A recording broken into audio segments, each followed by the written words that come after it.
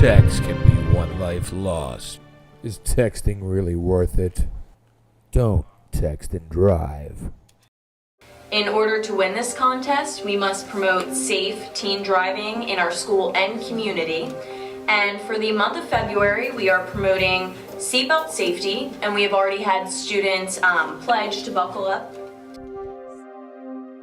They started to partake in activities no one should ever do behind the wheel of a car. Eventually, the lead driver lost complete control of his car, spun out, and hit a bridge. His entire front end crushed, his hood released, and a 15-pound piece of metal, being his air conditioning compressor unit, broke off the engine block. As he spun out into oncoming traffic into my vehicle, that piece of metal went from his car through my windshield and hit me directly in the face. And that's when my new life began.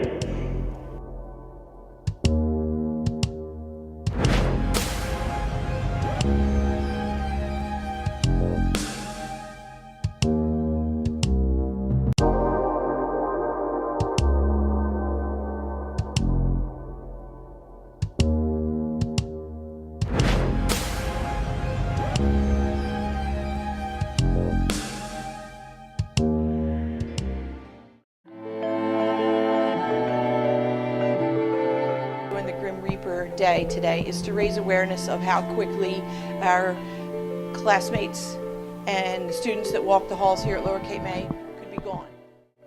We have been very fortunate as a community that we have not had a lot of loss with regard to drinking and driving and texting and whatever else goes behind the wheel of the car, but we still have lost some kids. And this is just to raise awareness how in an instant you could say, hey, today's Friday.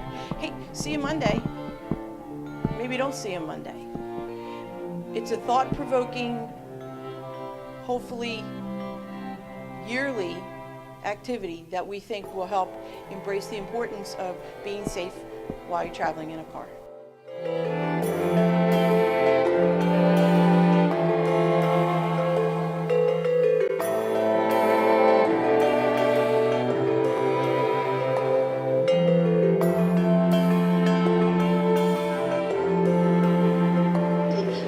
Show you that there are some professions that every single day they face a missile doing their jobs, and it's not people that, men and women that are in the armed service.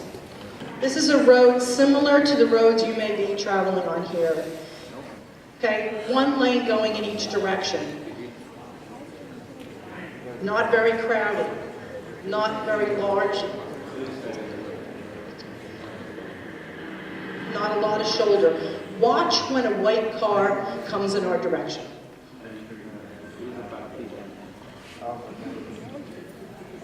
I'm scared to look. He's not going to give this woman a ticket. She's getting a warning.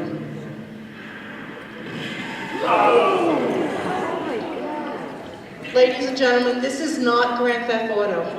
This is not, these are not actors. These are real live camcorder pictures. What brought us here today? The Move Over Awareness campaign, or we've dubbed MARC.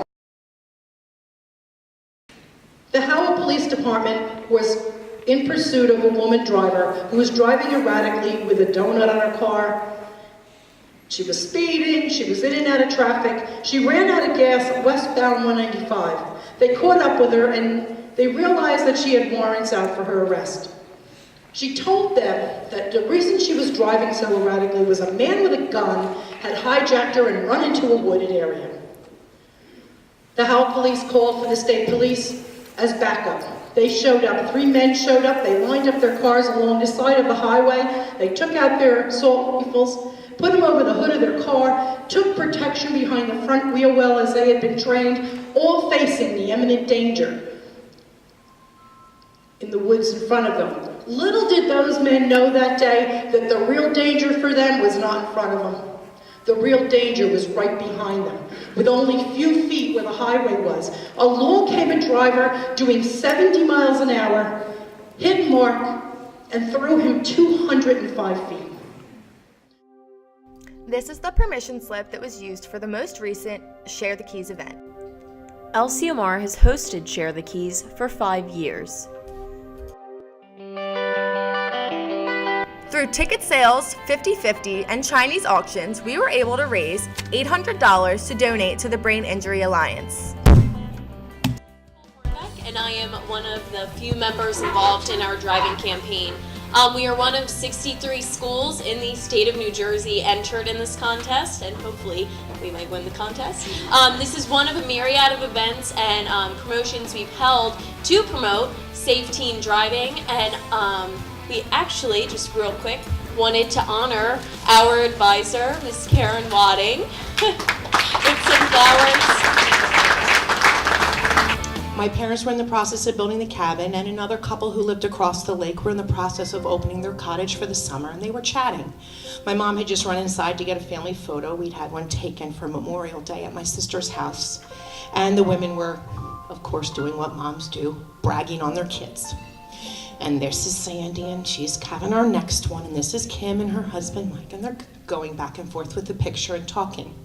That day was also a young lady's 16th birthday that was driving age in Pennsylvania then, and she decided it was time to drive, even though she hadn't had driver's ed yet and was not a licensed driver.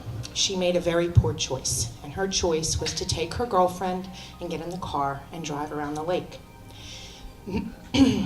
When the state police recreated the crime scene, they stopped running the tests when she was going 60 miles an hour. And I remind you, Weeks Landing Road at 60 miles an hour. Speed limit is 20. She came around the curve, she failed to negotiate the curve, and she drove directly into my parents' front yard. My mom and Mrs. Davis were immediately killed on impact. And my father has been an amputee since, and has since that time had, I believe, I've probably about lost count because he had another one this year, I think 7 reconstructive surgeries to help his leg and to be able to walk. He has a titanium rod in his other leg, but God bless him, on June 6th, he turns 80. So there's a message of hope in all of this. He's a stubborn son of a gun.